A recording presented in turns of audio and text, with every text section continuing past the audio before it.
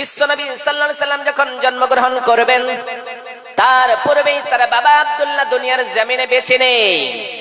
জন্মগ্রহণ করানোর পরে এবার বিশ্বনবী সাল্লাল্লাহু আলাইহি সাল্লামের বয়সটা আস্তে আস্তে বাড়লো। যখন বয়সটা বেড়েছে 5 থেকে 6 বছর হয়েছে, বিশ্বনবী মুহাম্মদ সাল্লাল্লাহু আলাইহি সাল্লাম তার মায়ের কাছে গিয়ে বলে, আমার মা জননী, বলো বলো আমার আব্বা জান কোথায় আছে, আমারে বলো আমার আব্বা কোথায় আছে, তুমি কি বলবা না? মা ডাক দিয়ে বলে, আমার বেটা মুহাম্মদ, তোমার বাবা কোথায় আছে আমি বলতে পারবো না, তোমার দাদুর কাছে যাও, তোমার দাদু তোমার বাবার সন্ধানটা দিয়ে দেবে। আমার নবী মুহাম্মদ সাল্লাল্লাহু আলাইহি সাল্লাম নিজের দাদু আব্দুল মুত্তালিবের কাছে গিয়ে বলে, দাদু বলো, ও আমার দাদু জান, আমাকে একটু আপনি বলবেন না? দয়া করে আপনি বলুন আমার বাবা কোথায় আছে? আমার বাবা কি দুনিয়ার জমিনে নেই নাকি? আমি কি আমার বাবাকে এই দুইটি চোখ দিয়ে দেখতে পাবো না নাকি? আব্দুল মুত্তালিব ডাক দিয়ে বলে, মুহাম্মদ, তোমার বাবার সন্ধান আমি দিতে পারবো না, তুমি তোমার চাচা আবু তালিবের কাছে গিয়ে বলো। আবু তালিবের কাছে গিয়ে যদি তোমার বাবার সন্ধান চাও, তোমার আবু তালিব চাচা তোমার বাবার সন্ধানটা বলে দেবে, তোমার বাবার কথা বলে দেবে। যাও যাও যাও। বিশ্বনবী মুহাম্মদ সাল্লাল্লাহু আলাইহি সাল্লাম বাবার কাছে, বাবার সন্ধানের জন্য চাচার কাছে গিয়ে বলে, আমার প্রাণের চাচা, আপনি একটু দয়া করে বলুন আমার আব্বা জানের সন্ধানটা একটু আপনি বলবেন না? একটু যদি আমার বাবা কখন আসবে, আমি আমার বাবার সন্ধান পাই নাই, এই দুইটি চোখে আমার বাবাকে আজ পর্যন্ত কখনোই দেখি নাই রে চাচা। সেই সময় চাচাও ফিরিয়ে দিলেন, আমার ভাতিজা মুহাম্মদ, তোমার বাবার খবর তোমার মা বেশি বলতে পারবে, যাও যাও। মার কাছে গিয়েছে বলে, আমেনা আমার মা, শোনো শোনো শোনো, আমার বাবার সন্ধানটা আপনি বলুন। আমিনার কাছে এসে যখন তার ছেলে মুহাম্মদ চিৎকার করে বলে, ও আমার মা জননী, আমার বাবা কোথায় আছে, আমাকে একটু কি বলবা না নাকি? কারণ হলো সন্ধ্যাবেলা আমরা যখন সমস্ত সাথী বন্ধুরা নিয়ে গিয়ে যখন খেলার ময়দানে যাই, এক জায়গায় সন্ধ্যাবেলা সবাই খেলাধুলা করি, কিন্তু আমরা সবাই যখন খেলাধুলা করি, খেলাধুলা করানোর পরে সন্ধ্যাবেলা যখন ফুরিয়ে চলে আসে, আমার সাথী বন্ধুদের বাবারা এসে তার বাবারা তাদের ছেলেগুলিকে এইরকম করে লালন পালন করে, সুন্দর করে আদর যত্ন করে নিজের কোলে তুলে নেয়, আর নিজের নিজের ছেলেগুলিকে লইয়া সবাই বাড়ি চলে যায়। কিন্তু আমার আব্বা জানতো একদিনও আসে নাই রে আমার মা। আমার নবীর মা আমিনার কাছে যখন এই ঘটনাটা বললেন বিশ্ব নবী সাল্লাল্লাহু আলাইহি সাল্লাম, তখন বিশ্ব নবী সাল্লাল্লাহু আলাইহি সাল্লামের কথা শুনে আমিনা ঝরঝর করে কান্না করে আর বলতেছে, বেটা মুহাম্মদ, তুমি তোমার বাবার সন্ধান চেয়েছো, তুমি তোমার বাবার কথা আমার কাছে বলেছো, তুমি তোমার দাদুর কাছে গিয়েছো, তোমার দাদু তোমার বাবার সন্ধান দিতে পারে নাই, তুমি তোমার চাচার কাছে গিয়েছো, তোমার চাচাও তোমার সন্ধান দিতে পারে নাই, তুমি আমার কাছে এসেছো, আমিও তোমার বাবার সন্ধান দিতে পারবো না। কারণ বেটা মুহাম্মদ রে, সবার বাবা ওই বাচ্চাগুলিকে সকালবেলা এইরকম করে খেলার ময়দানে রেখে আছে, আবার সন্ধ্যাবেলা সবাই নিজের বাচ্চাগুলিকে ফিরিয়ে নিয়ে আসে, কিন্তু তোমার বাচ্চা একদিনে, তোমার বাবা একদিনের জন্য যায় নাই। তার কারণ হলো তোমার বাবা, যেই বাবা তোমার জন্ম দিয়েছে, যেই জন্মদাতা বাবা তোমার, সেই বাবা তোমার একদিনের জন্য কোলে তুলে নাই নাই। তার কারণ কি তুমি জানো? সেই সময় যেন আব্দুল্লাহর সেই সন্তান বিশ্ব নবী মুহাম্মদ সাল্লাল্লাহু আলাইহি সাল্লাম কামেনা বলতে শুরু করলেন, ও আমার বেটা মুহাম্মদ, সেই খবরটা আমিও বলে দিতে পারবো না। সেই সময় বিশ্ব নবী সাল্লাল্লাহু আলাইহি সাল্লাম বিচলিত হলেন। আব্দুল মুত্তালিব বুঝতে পারলেন আমার বৌমা আমেনা আজকে কষ্টই পড়েছে, কারণ তার বেটার কথা, মুহাম্মাদের কথা তার দিলকে আঘাত দিয়েছে। সঙ্গে সঙ্গে বিশ্ব নবীর দাদু আব্দুল মুত্তালিব আমেনারে ডাক দিয়ে বলে, আমেনা, যাও যাও, তোমার আর এই জায়গায় থাকানো লাগবে না, তোমার মনটা ঠিক করানোর জন্য তুমি একটু বাবার বাড়ি থেকে ফিরে এসো। সেই সময় বিশ্ব নবীর মা আমেনা হযরত মুহাম্মদ সাল্লাল্লাহু আলাইহি সাল্লামকে লইয়া তার নানির বাড়ির দিকে যাবেন। সেই সময় যেতে যেতে রাস্তায় পড়লো আব্দুল্লাহর কবর। সেই সময় আমেনা ডাক দিয়ে বলে, আমার বেটা মুহাম্মদ, যেই বাবার সন্তানের জন্য তুমি তোমার দাদুর কাছে গিয়েছো, তোমার দাদুও দিতে পারে নাই। তুমি তোমার চাচা আবু তালিবের কাছে গিয়েছো, আবু তালিবও দিতে পারে নাই।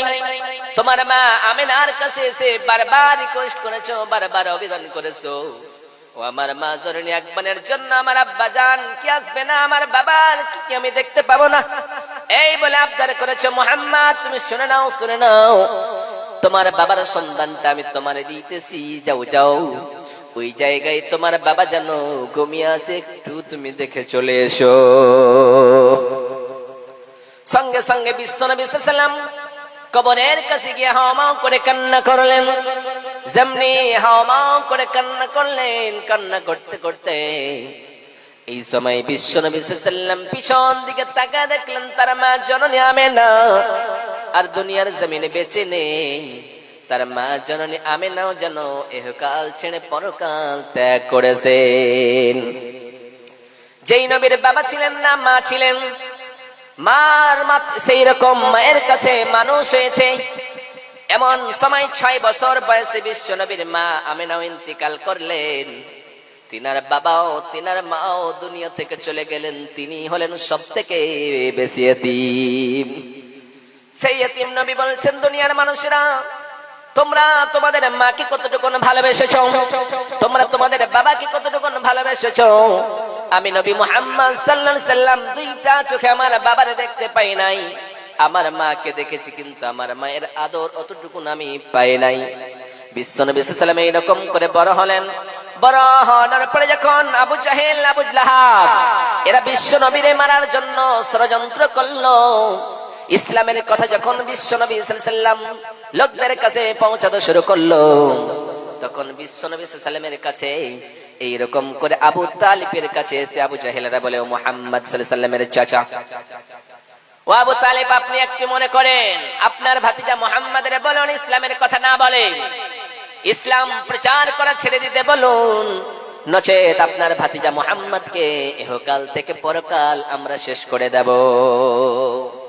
সেই সময় আবু তালিব ডাকে দিয়ে বলে, ও মক্কার কাফিরেরা, ও মক্কার নাস্তিকেরা, তোমরা শুনে নাও, আমার ভাতিজা মুহাম্মদ সাল্লাল্লাহু আলাইহি ওয়াসাল্লাম যেই কাজটা করে তোমরা কেউ বাধা দিতে পারবে না। এমনকি কেউ আসো আমার ভাতিজা মুহাম্মদকে তোমরা টু শব্দটাও বলতে পারবে না। যেই নবী ছিলেন এতিম, যেই নবীর বাবাও ছিলেন না, মাও ছিলেন না, সেই নবীর জন্য চাচা সেই সময় মালিকানা করেছিলেন, বাবার বের করেছিলেন, বাবার জায়গায় দখল করেছিলেন, সেই মুহাম্মদ সাল্লাল্লাহু আলাইহি ওয়াসাল্লামকে আজ পর্যন্ত আসে নাই। তিনার বাবা ছিলেন না, তিনার মা ছিলেন না। আজকে আমরা ইসলামকে বুঝতে পারলাম না, নারী জাতিকে আমরা রাস্তায় ছেড়ে দিয়েছি, মহিলাদেরকে রাস্তায় আমরা বের করে দিয়েছি, কিন্তু আমরা পর্দা বুঝতে পারলাম না, কোনটা ইসলামের ভিতরে মানা করা হয়েছে, কোনটাকে বারণ করা রয়েছে, এটাকে আমরা চিনতে পারলাম না। ওই জন্য রব্বুল আলামিন বলেন, দুনিয়ার মানুষেরা রে, ওয়াকরনা ফি বুয়ুতিকুন্না ওয়ালা তাবাররাজনা তাবাররুজাল জাহিলিয়াতিল উলা। রব্বুল আলামিন বলে, দুনিয়ার মানুষেরা রে, মহিলারা হলো বাড়িতে থাকার বস্তু, তারা বাড়ির ভিতরেই থাকবে, সদা সর্বদা তারা বাড়ির ভিতরেই থাকবে, বাড়ি থেকে বের হবে না। কারণ হলো তারা বাড়িতে থাকার বস্তু, তারা বাড়ির ভিতরেই থাকবে। তাদের যদি প্রয়োজন মোতাবেক, কাজ মোতাবেক তাদের যদি বাড়ি থেকে বের হওয়া লাগে, তারা যদি বাড়ি থেকে বের হওয়ার জন্য মন্তব্য করে কাজ মোতাবেক, তাদের কোনো প্রয়োজন মোতাবেক, তাহলে যেন তারা জাহিলিয়াতের যুগের মতো, অর্বরতার যুগের মতো তারা এইরকম করে রাস্তায় বেহায়ার মতো না বের হয়ে যায়। ওই জন্য রব্বুল আলামিন বলে, দুনিয়ার মানুষেরা রে, তোমরা কি করবা? নারীরা বাড়িতে থাকবে, যদি প্রয়োজন পড়ে তাহলে তারা ওড়না ব্যবহার করবে, মাথায় ওড়নাটা দিয়ে রাস্তায় বের হবে, যাতে করে তাদেরকে কোনো বেগানা পুরুষ তাদের দিকে তাকানো তো দূরের কথা, তাকাতেই না পারে, কেউ যাতে তাদের দিকে দেখতে না পারে, তাদের অঙ্গ যাতে করে কেউ দেখতে না পারে, ওই জন্যই রব্বুল আলামিন বললেন তারা দুনিয়ার জমিনে এইরকম পর্দা হয়ে থাকবে, বেপর্দায় কখনো চলবে না। তাহলে আমাদের অন্তরে আল্লাহর ভয় নেই। আজকে এনআরসি নিয়ে আমরা বড় ভয় করি, আমরা সরকারকে দেখে ভয় করি, কিন্তু আল্লাহ বলে ভয় নেই। বিশ্বনবী সাল্লাল্লাহু আলাইহি ওয়াসাল্লামের সাহাবী আমিরুল মুমিনিন খলিফাতুল মুসলিমিন কি করেছিলেন? আল্লাহকে বলে কতটুকুন ভয় করতেন, জাহান্নাম বলে কতটুকুন ভয় করতেন। দুনিয়ার কোন মানুষকে দেখে তিনি ভয় করতেন না। আমিরুল মুমিনিন খলিফাতুল মুসলিমিন সাইয়েদনা ওমর ফারুক রাদিয়াল্লাহু তাআলা আনহু একদিন এক সাহাবীকে গিয়ে বলতেছেন, হযরতে হুযায়ফা রাদিয়াল্লাহু তাআলা আনহুকে গিয়ে বলেন, ও হুযায়ফা রে, তোমার কাছে একটা খবরের জন্য এসেছি, তুমি কি সেই খবরটা আমারে বলবা কি বলবা না? হযরত ওমর ফারুক রাদিয়াল্লাহু তাআলা আনহু রাত্রের অন্ধকারে যেন এক পা দুই কাপ দুই পা করে আস্তে আস্তে যেন হযরতে হুযায়ফা রাদিয়াল্লাহু তাআলা আনহুর কাছে এসে বলেন, ও হুযায়ফা রে, তোমার দরবারে আমি ওমর কেন এসেছি তুমি কি জানো? তুমি একটু কি বলবা না? ও নবীর সাহাবী, আমি শুনেছি সমস্ত মুনাফিকদের নামগুলি, যাদের নাম মুনাফিকের খাতায় রয়েছে, তাদের লিস্টটা নাকি তোমার কাছে রয়েছে, তার কাগজটা নাকি তুমি জানো। ও হুযায়ফা, তুমি বলবা না? একটু আমারে বলে দাও, আমি নবীর সাহাবী আমিরুল মুমিন খলিফাতুল মুসলিমিন এই ওমরের নামটা কি ওই মুনাফিকের না খাতায় আছে? সেই সময় বিশ্বনবীর সাহাবী বললেন, ও ওমর, তুমি ভয় করতেছো, তোমার নামটা কি মুনাফিকের খাতায় আছে নাকি? না, তোমার নামটা এই মুনাফিকের খাতায় নেই। তার কারণ হলো বিশ্বনবী সাল্লাল্লাহু আলাইহি সাল্লাম বলে, দুনিয়ার মানুষেরা রে, 10 জনকে জান্নাতি বলে ঘোষণা করা হয়েছে, তার মধ্যে দ্বিতীয় জন হলো ওমর। ওমরের নামটাও যেন জান্নাতি বলে ঘোষণা করা হয়েছে। সেই সময় সেই সাহাবী বললেন, ওমর, তুমি চিন্তা করো না, আপনি চিন্তা করবেন না, আপনার নামটা জান্নাতি বলে ঘোষণা করা হয়েছে, আপনার নামটা কখনোই ওই মুনাফিকের খাতায় থাকতে পারে না। আমাদের নামটা যদি এনআরসির খাতায় থেকে যায়, আল্লাহকে বলে আমরা ভয় করি না, আজকে আমরা দেশের সরকারকে বলে ভয় করতে থাকি। আজকে আমাদেরকে 6 জন 7 জন যদি কারো সন্তান থাকে, তাহলে আমরা তাদেরকে, আমাদের সরকার তাদেরকে এই দেশের নাগরিকত্ব দিতে চাই না। আমি আমাদের সরকারকে বলতে চাই যে সরকার, আপনি নিজেই নিজের দিকে দেখুন, আপনি কয় নম্বর ছেলে? নরেন্দ্র মোদী সাহেব, তিনি 6 নম্বর বাবার ছেলে।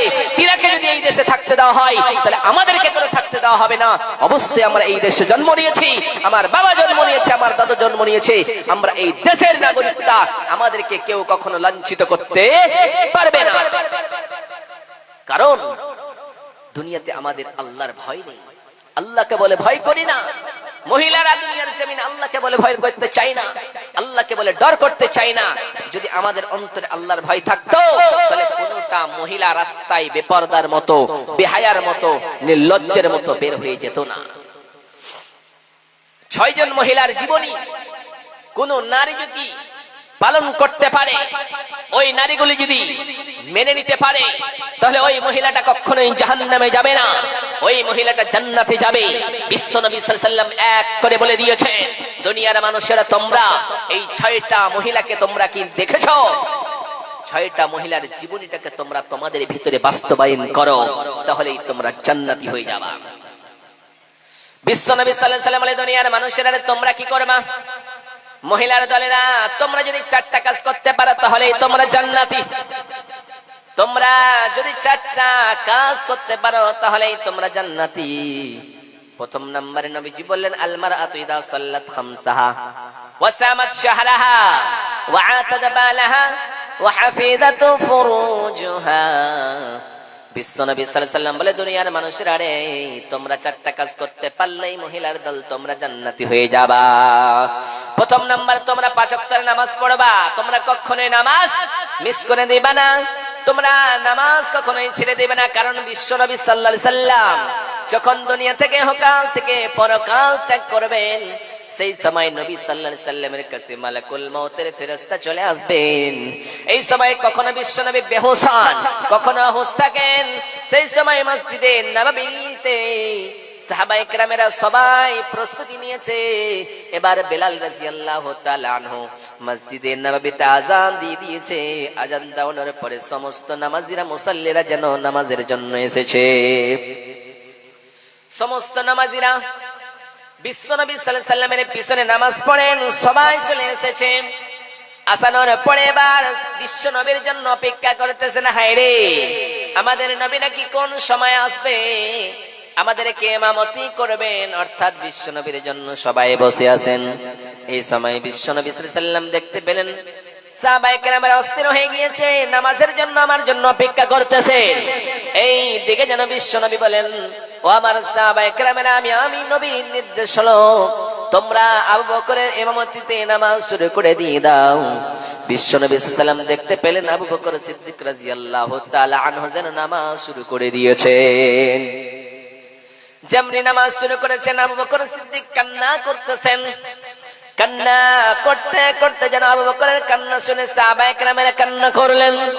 যখন কান্নায় ভেঙে পড়েছেন, সেই সময় সাহাবায়ে কেরামেরা মনে করতেছেন, হায় রে, আমার নবী, দয়ার নবী, মায়ের নবী, বিশ্বের নবীর ইমামতি থেকে মনে হয় আমরা আজকে মাহরুম হয়ে গেলাম।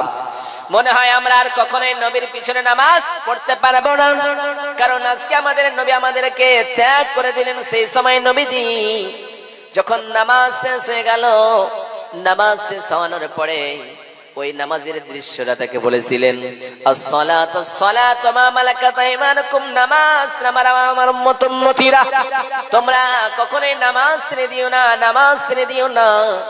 কারণ বিশ্বনবী সাল্লাল্লাহু আলাইহি সাল্লাম বলেন, আউয়ালু মা ইউহাসাবু বিহিল আবদু ইয়াউমাল কিয়ামাতি আস-সালাত। ও দুনিয়ার মানুষেরা, রে কাল কিয়ামতের কটে মুসিবতের দিনে যেই দিন বন্ধু বন্ধুরে বলে চিনবে না, ভাই ভাইকে বলে পরিচয় দেবে না, মা কন্যাকে বলে পরিচয় দেবে না, কন্যা মারে বলে পরিচয় দেবে না, সেই দিন একটা নেকির জন্য মিজানের পাল্লায় যখন আপনার আমলনামাগুলি চাপানো হবে, একটা নেকির জন্য পুরো হাসরের ময়দান যাবেন, কিন্তু আপনার কেউ একটা ওই নেকি দিয়ে দেবে না। সেই সময় একটা নেকির জন্য বাবার কাছে যাবেন, বাবাও দেবে না, ভাইয়ের কাছে যাবেন, ভাইও দেবে না, দাদুর কাছে যাবেন, দাদুও দেবে না, নিজের বোনের কাছে যাবেন, বোনও দেবে না, স্ত্রীও দেবে না, স্বামীও দেবে না। সেই দিনটা বড্ড কঠিন দিন। বিশ্বনবী সাল্লাল্লাহু আলাইহি ওয়াসাল্লাম বলেন, আউয়ালু মা ইউহাসাবু বিহিল আবদু ইয়াউমাল কিয়ামা। ও দুনিয়ার মানুষরা যেই দিন বন্ধু বন্ধুরে বলে পরিচয় দেবে না, ভাই ভাইকে বলে পরিচয় দেবে না, সেই দিনটা কত কঠিন, সেই দিনের দিনটা কত ভয়ঙ্কর হবে। তোমার নামাজ যদি সঠিক হয়েছে তাহলে সমস্ত আমলগুলি ঠিক হবে, আর নামাজের আমলটা যদি ঠিক না হয় তাহলে তোমার কোনোটাই আমল আল্লাহর দরবারে গ্রহণযোগ্য হবে না। ওই জন্যই নবীজি বললেন, আল মারাতু ইযা সাল্লাত খামসাহা, ও মহিলার দল, তোমরা পাঁচটা কাজ করবা। পাঁচটা কাজের ভিতরে প্রথম নম্বরে তোমরা নামাজ মিস করবা না, তোমরা কখনোই নামাজ ছেড়ে দিবা না। দ্বিতীয় নম্বর হলো ওয়াসামাত শাহরাহা, তোমরা রমজান মাসের রোজা রাখবা, তোমরা রোজা কখনোই ছেড়ে দিবা না। ওয়া আতাদ বালাহা, তোমরা স্বামীর সেবা করবা, কখনোই তোমরা স্বামীকে গালমন্দ করবা না। তোমার স্বামী যাই বলবে, তোমার স্বামী যদি অন্ধ হয়, তোমার স্বামী যদি ন্যাংরা হয়, তোমার স্বামীও যদি অসুস্থ হয়, তাহলে তোমার স্বামীকে তুমি কখনোই অগ্রাহ্য করে দিও না। তুমি তোমার স্বামীর ইতাআত করবা, তুমি তোমার স্বামীর সেবা করবা। 4 নম্বরে নবীজি বলেন, দুনিয়ার মানুষেরা তোমরা কি জানো, তোমরা যদি কেউ স্বামীর সেবা না করো, কাল কিয়ামতের কোটে মুসিবতের দিনে রব্বুল আলামিন জাহান্নামে যখন মানুষগুলিকে দেবে, তখন বিশ্বনবী সাল্লাল্লাহু আলাইহি ওয়াসাল্লাম বলে, দুনিয়ার মানুষেরা স্বামীর সেবা কতটুকু প্রয়োজন রয়েছে তোমরা কি জানো? বিশ্বনবীর মেয়ে একজনের নাম হলো, যার নাম হলো ফাতেমা রাদিয়াল্লাহু তাআলা আনহা। সেই ফাতেমাকে আমরা সবাই জানি, তিনার জীবনীটা আমাদের ভিতরে সেটাকে কল্পনা করে নিতে হবে, সেটাকে বাস্তবায়ন করতে হবে। যে ফাতেমা রাদিয়াল্লাহু তাআলা আনহার কথা বিশ্বনবী সাল্লাল্লাহু আলাইহি ওয়াসাল্লাম বলেছে। বিশ্বনবী সাল্লাল্লাহু আলাইহি ওয়াসাল্লামের মেয়ে ফাতেমা রাদিয়াল্লাহু তাআলা আনহা, বিশ্বনবী বলেন, আমার মেয়ে ফাতেমা, আমার নয়নের পুটলি ফাতেমাকে যে কষ্ট দেয়, আমি নবীরে কষ্ট দেয়। আর কেউ যদি আমার মেয়ে ফাতেমারে আনন্দ দিতে পারে, সেজন্য আমি নবীর আনন্দ দিয়ে দিল। যে মেয়ের কথা বিশ্বনবী এত সুন্দর করে বললেন, আবার সেই মেয়ের কথা বিশ্বনবী সাল্লাল্লাহু আলাইহি সাল্লাম বলেন, দুনিয়ার মানুষেরা রে, আমার মেয়ে ফাতেমা যদি এইরকম করে, তারপর আমি নবী তাকে ছেড়ে দেব না। একদিন বিশ্বনবীর মেয়ে ফাতেমা রাদিয়াল্লাহু তাআলা আনহা তার জামাই আলীর সঙ্গে যেন বাড়ির ভিতরে কোনো কারণবশত, কোনো কাজের কারণে, কোনো কথাবার্তার কারণে বিশ্বনবীর মেয়ে আলী রাদিয়াল্লাহু তাআলা আনহুর সঙ্গে যেন ঝগড়া করেছে। ঝগড়া করানোর জন্য, ঝামেলা করানোর কারণে আলী রাদিয়াল্লাহু তাআলা আনহু অসন্তুষ্ট হয়েছে, রাগান্বিত হয়েছে। রাগান্বিত হওয়ার কারণে এবার পুরো রাত্রি চলে গিয়েছে, কিন্তু আলী রাদিয়াল্লাহু তাআলা আনহু যেন বিশ্বনবীর মেয়ে ফাতেমার সঙ্গে আর কথা বলে না। যখন কথা বলে না, বিশ্বনবীর মেয়ে ফাতেমা বুঝতে পারলেন, স্বামী যদি নারাজ থাকে আল্লাহর ফেরেশতারা নারাজ হয়ে যায়। আল্লাহর ফেরেশতারা যদি নারাজ হয়ে যায়, তাহলে আল্লাহ নারাজ হয়ে যাবে। আর আল্লাহ যদি নারাজ হয়ে যায়, তাহলে আমার থাকার জায়গা জাহান্নামে হয়ে যাবে। সঙ্গে সঙ্গে বিশ্বনবীর মেয়ে ফাতেমা রাদিয়াল্লাহু তাআলা আনহা এবার তার মেয়ে ফাতেমা রাদিয়াল্লাহু তাআলা আনহা যেন বিশ্বনবীর জামাই আলীর সঙ্গে কথা বলতে বলতে যখন এইরকম হলো, সঙ্গে সঙ্গে মাপ চাইলেন, কিন্তু মাপ করতেছে না। এইরকম করে রাত্রি হয়েছে, ফজর রক্ত হয়েছে। আলী রাদিয়াল্লাহু তাআলা আনহুকে ফাতেমা ডাক দিয়ে বলে, আমার স্বামী মসজিদে নববীর ভিতরে যেন বেলাল আযান দিয়ে দিয়েছে, এবার ফজরের রক্ত হয়েছে, নামাজ পড়া লাগবে। বিশ্বনবী সাল্লাল্লাহু আলাইহি সাল্লাম বললেন, বিশ্বনবী সাল্লাল্লাহু আলাইহি সাল্লাম বলেছেন, দুনিয়ার মানুষেরা যখন আযান হয়ে যাবে, যখন তোমাদের কানে হাইয়া আলাস সালাহ,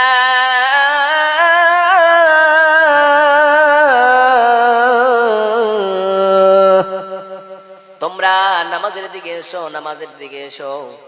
হাইয়া আলাল ফালাহ,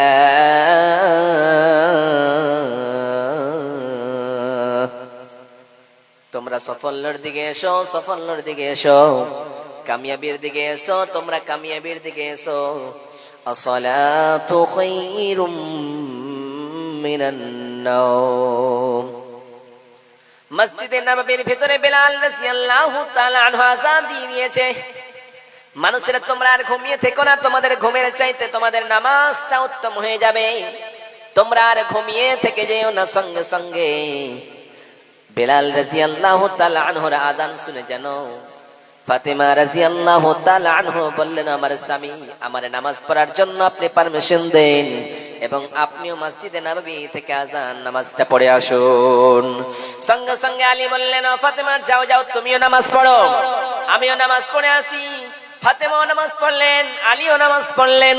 দুইজনে নামাজ পড়ানোর পরে এবারে ফাতেমা তার স্বামীকে বলতেছেন, আমার স্বামী যান, আমার একটু নামাজ পড়ার জন্য আমার বাবার নামাজ পড়ানোর পরে আমি আমার আব্বা জান মুহাম্মদ সাল্লাল্লাহু আলাইহি সাল্লামের সঙ্গে দেখা করার জন্য পারমিশন দেন। সেই সময় বিশ্বনবী সাল্লাল্লাহু আলাইহি সাল্লামের সঙ্গে দেখা করার জন্য পারমিশন চাইলেন। ফাতেমাকে বললেন, ও ফাতেমা, যাও যাও, তুমি তোমার বাবার সঙ্গে দেখা করে এসো। সেই সময় ফাতেমা রাদিয়াল্লাহু তাআলা আনহু তার বাবার সঙ্গে দেখা করার জন্য গেলেন। এই দিক থেকে যেন আলী রাদিয়াল্লাহু তাআলা আনহু চলতে শুরু করেছেন। ফাতেমা যে সময় বিশ্বনবীর দরবারে গিয়েছেন, যাওয়ানোর পরে নবীজি বিশ্বনবী সাল্লাল্লাহু আলাইহি সাল্লাম ফাতেমার চেহারা দেখানোর পরে বললেন, ও ফাতেমা, তোমার চেহারাটা আজকে কেন এরকম হয়েছে, বলো বলো। সেই সময় ফাতেমা ডাক দিয়ে বললেন, আমার আব্বা জান, আজকে রাত্রিতে আপনার জামাই আলী আমার সঙ্গে কথা বলেন নাই। কথা না বলানোর কারণে আজকে পুরো রাত্রে আমরা দুইজন ঘুমাই নাই। যেমনি কথা বলেছে, সঙ্গে সঙ্গে বিশ্বনবীর চেহারাটা লাল হয়ে গিয়েছে। লাল হওয়ার কারণে বিশ্বনবী ডাক দিয়ে বলে, ফাতেমা, তুমি শুনে রেখে দিয়ে দাও, তুমি আমার মেয়ে ফাতেমা, নবী বিশ্বনবী সাল্লাল্লাহু আলাইহি সাল্লামের মেয়ে ফাতেমা। আমি নবী তোমারে সাক্ষী দিয়ে বলতেছি, শুনে নাও রে ফাতেমা, আজকে রাত্রিতে তুমি যদি ইন্তিকাল করতা, আজকে রাত্রিতে তুমি যদি মারা যেতে, আমি নবী মুহাম্মদ সাল্লাল্লাহু আলাইহি সাল্লাম তোমার জানাজা পড়তে যেতাম না। যেই নবীর এত ভালোবাসেন, যেই নবী তার মেয়েকে এত লালন পালন করেছেন, মানুষ করেছেন, ভালোবাসেন, সেই নবী ডাক দিয়ে বলেন, ও ফাতেমা, আজকে রাত্রিতে তুমি যদি মারা যেতে তাহলে আমি নবী তোমার জানাজার নামাজ পড়তে যেতাম না। আজকে আমরা আমাদের মহিলাদেরকে, আজকে আমাদের মা বোনদেরকে রাস্তায় আমরা ছেড়ে দিই, কিন্তু আমরা একবারের জন্য বলি না কাল কিয়ামতের কোটে আমারে আল্লাহ জিজ্ঞাসা করবে তোমার মেয়েটাকে তুমি রাস্তায় ছেড়েছিলা কেন? কেন তুমি রাস্তায় ডাং ডাং করে তোমার মেয়েটাকে ছেড়েছিলা? তুমি জানো নাই নিজের কন্যাটাকে আল্লাহ নবী সাল্লাল্লাহু আলাইহি ওয়াসাল্লামকে ডাইরেক্ট আল্লাহ বলছেন, ও নবী আপনারে ছেড়ে দেওয়া হবে না।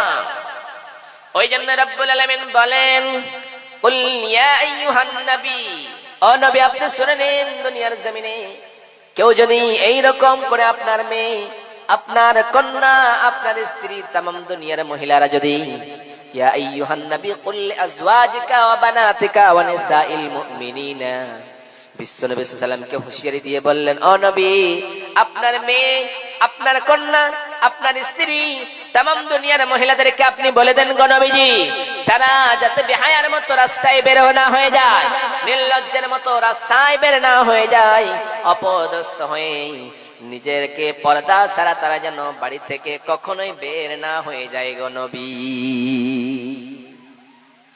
এই কথাটা নবীজি বললেন।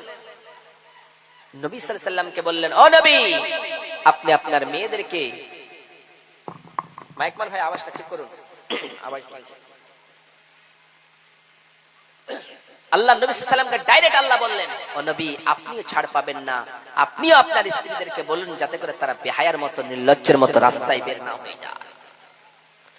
বিশ্বনবী সাল্লাল্লাহু আলাইহি ওয়াসাল্লাম যখন মেরাজে গেলেন, মেরাজে যাওয়ার অবস্থায় বিশ্বনবী সাল্লাল্লাহু আলাইহি ওয়াসাল্লাম দেখতে পেলেন কিছুগুলি মহিলা যেন এরকম করে, কিছুগুলি মানুষের যেন এরকম করে শাস্তি হইতেছে, এমন শাস্তি যে শাস্তিগুলি বিশ্বনবী দেখতে পেলেন। বিশ্বনবী সাল্লাল্লাহু আলাইহি ওয়াসাল্লাম দেখতে পেলেন লোকেরা ভালো মাংসগুলি ছেড়ে দিয়ে দুর্গন্ধযুক্ত মাংসগুলি খাচ্ছে, পচা গলা মাংসগুলি খাচ্ছে। সেই সময় নবীজি বলেন, জিবরিল আমিন বলো বলো বলো, এই লোকগুলি কেন এরকম গন্ধ করা জিনিসগুলি খাচ্ছে বলো তো? বিশ্বনবী সাল্লাল্লাহু আলাইহি ওয়াসাল্লাম বললেন, দুনিয়ার জমিনের মানুষেরা রে তোমরা কি জানো?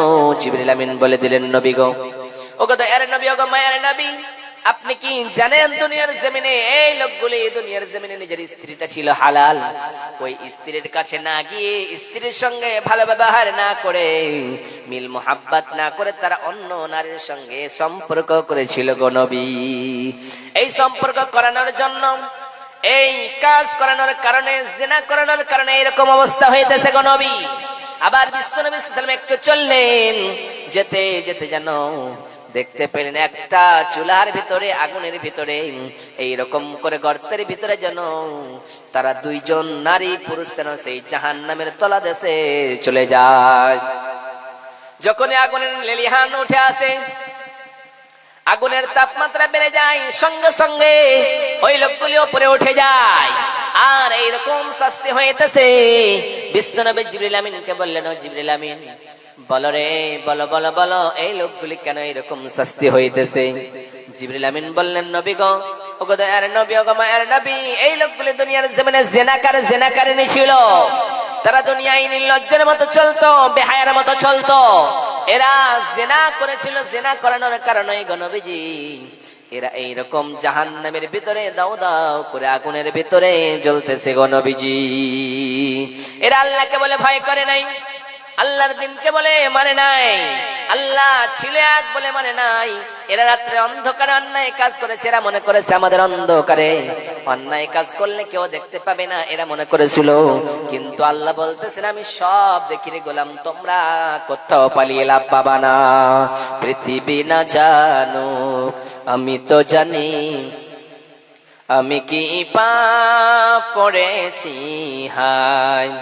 আমার পাপের করলে বিচার, আমার পাপের করলে হিসাব, বাঁচার নাই আমার উপায়। দয়াময় প্রভু মাফ করো আমায়, মাফ করো আমায়।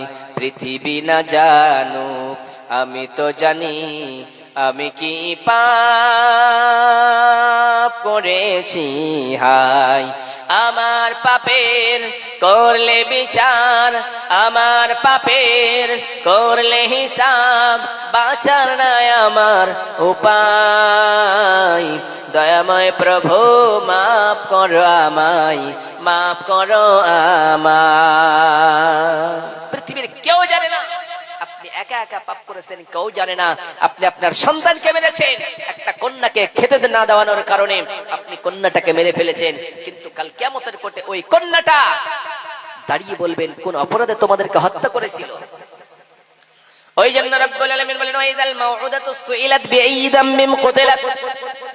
কাল কিয়ামতের কোর্টে মুসিবতের দিনে ওই সমস্ত মহিলাদের জিজ্ঞাসা করা হবে, মেয়েগুলির জিজ্ঞাসা করা হবে, ও মেয়ে বল বল বল, তোর বাবা তোরে কোন অপরাধের কারণে তোরে এইরকম করে জ্যান্ত দাফন করেছিল, বলো কি কারণে তোর বাবা তোরে মেরেছে বল। সেই সময় সেই মেয়েটা ডাক দিয়ে বলবে রব্বুল আলামিন, ও বিশাল আকাশের মালিক, ও বিশাল জমিনের মালিক, ও বিশাল পাহাড়ের মালিক, ও বিশাল পর্বতের মালিক, লৌহে মাহফুজের মালিক, বাইতুল মামুরের মালিক, সিদরাতুল মুনতাহার মালিক, तमाम দুনিয়ার মালিক রে তুমি মাওলা। আমার বাবা আমারে না খাওয়ানোর কারণে, খেতে দেওয়ার ভয়ে আমারে এইরকম করে দাফন করেছে, আমারে মৃত্যু দিয়েছে। দুনিয়ার জমিনে আমার বাঁচায় রাখে নাই, এই কারণে আমি দুনিয়ার মুখ দেখতে পাই নাই রে আল্লাহ। বিশ্বনবী সাল্লাল্লাহু আলাইহি ওয়াসাল্লামের কাছে এক সাহাবী এসে বললেন, নবী গো, আমি এক এক করে 8 জন কন্যারে মেরেছি গো নবী, আমার কি গুনাহগুলি মাফ হবে? বিশ্বনবী ডাকে দিয়ে বলেন, আমার সাহাবী তুমি কালেমা পড়ে নিয়েছো, কালেমা পড়ানোর পরে একজন লোক যতই পাপ করুক না কেন, যতই অন্যায় করুক না কেন, যতই গুনাহ করুক না কেন, গুনাহ করানোর পরে তার সমস্ত গুনাহগুলি এইরকম মাসুম হয়ে যায়। যে এরকম করে শৈশবে জন্মগ্রহণ করে, বাচ্চাটা যখন জন্মগ্রহণ করে, জন্মগ্রহণ করানোর পরে কোনো পাপ থাকে না, তার কোনো গুনাহ থাকে না, তার কোনো কিছুই থাকে না, অনরব ভাবে সেই লোকটা হয়ে যায়, তার কোনো গুনাহ থাকে না। নবীজি বললেন, নবীজি বলেন তার কোনো গুনাহ থাকে না যখন সে এইরকম করে ইসলাম কবুল করে নেয়। আবার সেই সাহাবী বললেন, নবী গো, মনে হয় আমার গুনাহগুলি মাফ হয় নাই গো নবী।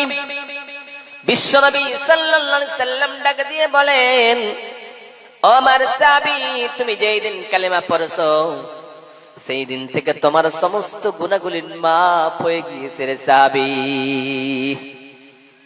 একবার বললেন, দ্বিতীয়বার বললেন, তৃতীয়বার নবীজি বললেন, তারপরে কিন্তু সাহাবা, সেই নবীর সাহাবার দিলের ভিতরে ইতমিনান আছে না, শান্তি আছে না? হায় রে, আমার মতো গুনাহগার মনে হয় আকাশের নিচে আর জমিনের উপরে কেউ নেই। কারণ হলো আমি একজন কন্যাকে জ্যান্ত দুনিয়ার জমিনে দাফন করেছি, আল্লাহ মনে হয় আমার গুনাহগুলি মাফ করে নাই। সেই সময় নবীজি বললেন, আমার সাহাবা একরাম তোমার গুনাহগুলি মাফ হয়ে গিয়েছে। কিন্তু সেই লোকটা তারপরেও মানতে চাই না। এবার বিশ্বনবী সাল্লাল্লাহু আলাইহি সাল্লামকে বললেন, নবী গো, মনে হয় আমার গুনাহগুলি মাফ হয় নাই গো নবীজি। বিশ্বনবী ডাক দিয়ে বলেন, আমার সাহাবা একরাম বলো বলো বলো বলো, তুমি কি এমন অন্যায় কাজ করেছো রে সাহাবী, বলো বলো। সেই সময় সাহাবী ডাক দিয়ে বললেন, নবী গো, ওগো দয়ার নবী, ওগো মায়ার নবী, ওগো বিশ্বের নবীজি, দুনিয়ার জমিনে কি আমি অন্যায় করেছেন আপনি শুনতে চান গো নবী? দুনিয়ার জমিনে আমার 8 খানা কন্যা ছিল গো নবী, 8 খানা কন্যাকে আমি জ্যান্ত দাফন করেছি গো নবীজি। কিন্তু আমার একজন কন্যাকে যখন আমি দাফন করতে গেলাম, তারপরে আমি আমার স্ত্রীর বলেছিলাম, আমার স্ত্রীরে দুনিয়ার জমিনে আমি ব্যবসার জন্য চলে গেলাম, আমি সফরে বের হয়ে গেলাম, কিন্তু তোমার গর্ভে আমি একটা বাচ্চা রেখে গেলাম। ওই বাচ্চাটা যদি সন্তান হয় তারে তুমি বাঁচায় রাখবার, যদি কন্যা হয়ে যায় সেই কন্যাটারে তুমি গলা চিপে মেরে ফেলে দিবা।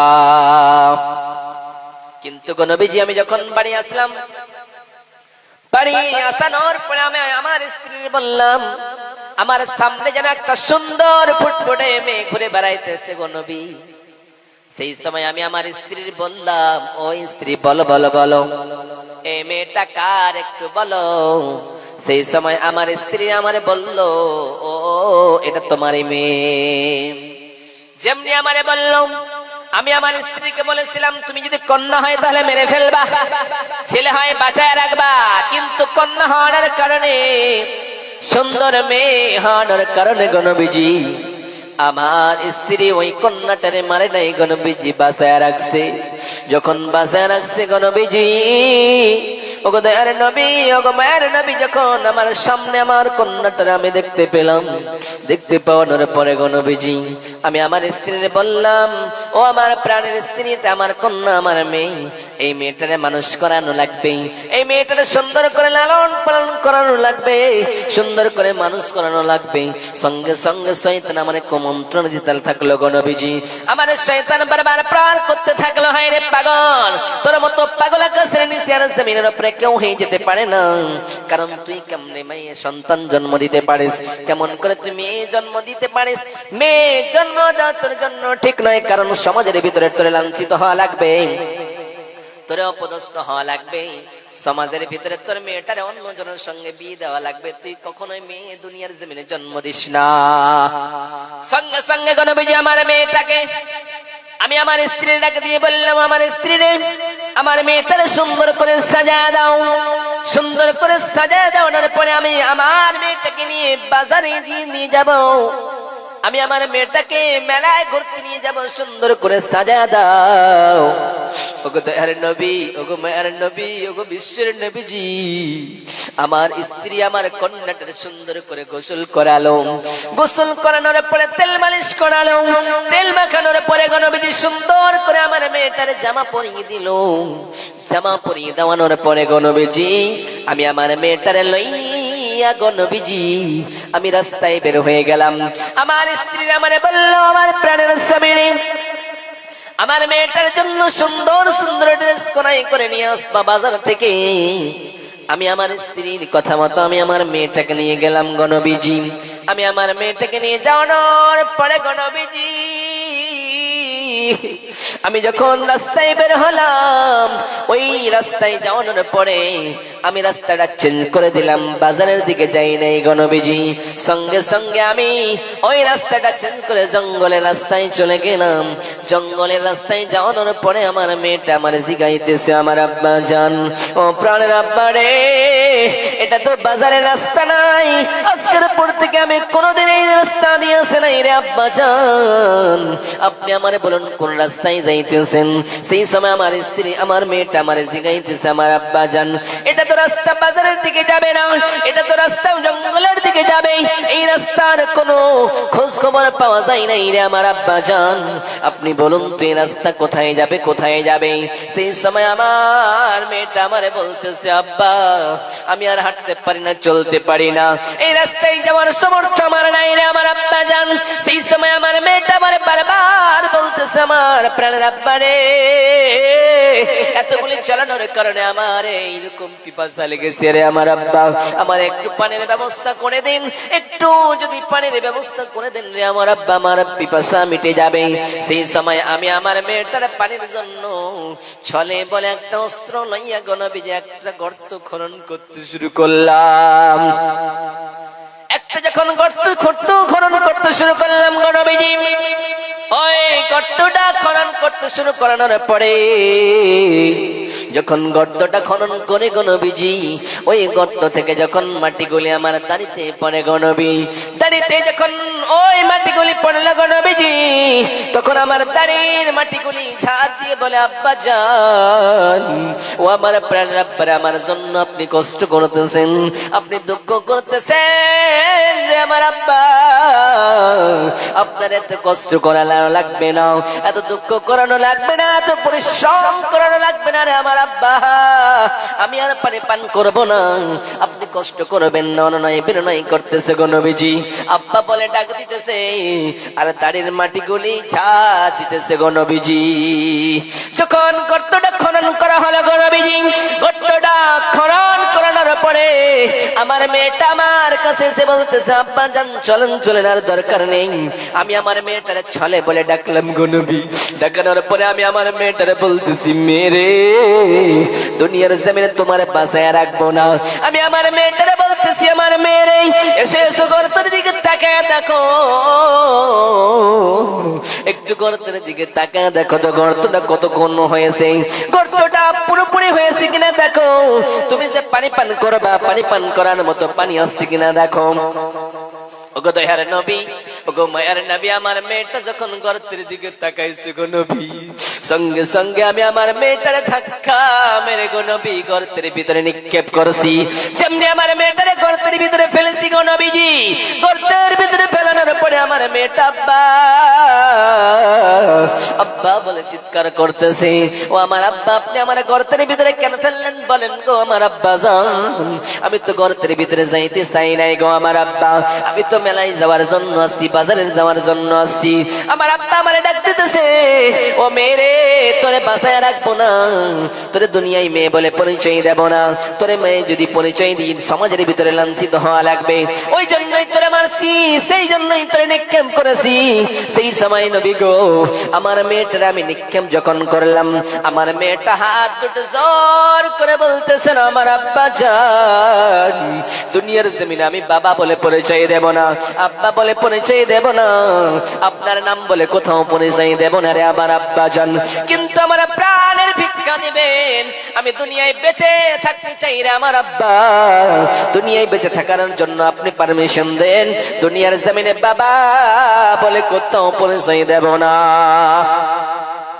সেই সময় গোদের নবী মায়ের নবী আমার মেয়েটা যখন আব্বা বলে ডাকা দিল, বলল দুনিয়ার জমিনের আমার আব্বা আমি মানুষের দ্বারে দ্বারে গিয়ে ভিক্ষা করে খাবো, কিন্তু কোথাও আপনার পরিচয় দেব না, আপনাকে বলে কোথাও নাম ধরে ডাকবো না, এটা আমার আব্বা আমি কোথাও বলবো না রে বাবা। সেই সময় নবী যে আমার বাবা আমার মেয়েটা আমার আব্বা আব্বা বলে ডাকতেছি, কিন্তু আমার নিষ্ঠুর পাষাণ দিলটাই রহম হলো না, মায়া হলো না, দয়া হলো না গো নবীজি।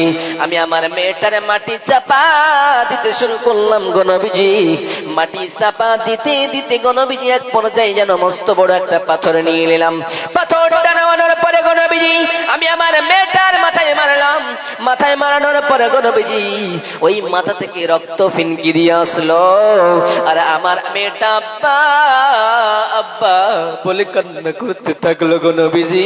আজকের পর থেকে নিয়ে সেই দিন থেকে না গো নবীজি ওই আব্বা ডাকটা আমার কানের ভিতরে এখন পর্যন্ত আসতেছে গো নবীজি। বিশ্ব নবী সাল্লাল্লাহু আলাইহি ওয়াসাল্লাম যখন এই ঘটনাগুলি শুনতেছিলেন তখন বিশ্ব নবীর চোখ দিয়ে টস টস টস টস করে পানি বেয়ে বেয়ে আসতেছিলেন, আর সেই সময় নবীজির দাড়ি মোবারক গুলি ভিজে গিয়েছিল। সেই সময় নবীজি ডাক দিয়ে বলে হায় রে দুনিয়ার জমিনে এমন কোন কি নিষ্ঠুর মানুষ হইতে পারে, এমন পাষাণ মানুষ কি হইতে পারে নিজের কলিজার টুকরা মেয়েটারে এইরকম করে জন্তু দুনিয়ার জমিনের ভিতরে নিক্ষেপ করতে পারে, মারতে পারে। সেই দিন থেকে নবীজি বললেন আমার সাহাবায়ে কেরামেরা দুনিয়ার জমিনে কারো যদি একখানা কন্যা হয়ে থাকে, একখানা মেয়ে হয়ে থাকে, তাহলে আমি নবী দয়ার নবী মায়ার নবী বললাম ওই মেয়েটাকে সুন্দর করে যদি লেখাপড়া করিয়ে দেয়, সুন্দর জায়গায় ভালো জায়গায় শিক্ষা দিয়ে দেয়, তারপরে সুন্দর জায়গায় বিয়ে দিয়ে দেয়, তাহলে আমি নবী সাক্ষী দিয়ে বললাম সেই মেয়ের বাবা একসঙ্গে আমি নবী জান্নাতের ভিতরে থাকবো।